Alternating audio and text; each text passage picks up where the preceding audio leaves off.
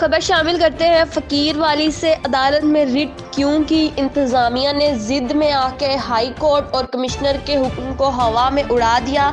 नाजायज तजावुजात की आड़ में लोगों के अलाट शुदा रिहायशी मकान गिराने लगे, सामान भी तोड़ फोड़ दिया। फकीर वाली के नवाही इलाके 127(6)R में इंतजामिया ने जिद में आकर अदालत में रिट क्यों की?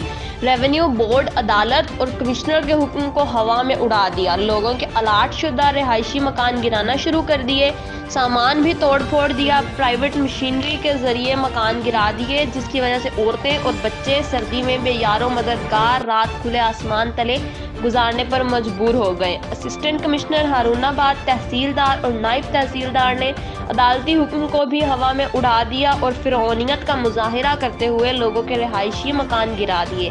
बासर अफराद अरसा दराज से इस जगह पर काबिज होना चाहते हैं। माल की चमक ने गरीबों के सर की छत भी छीन ली।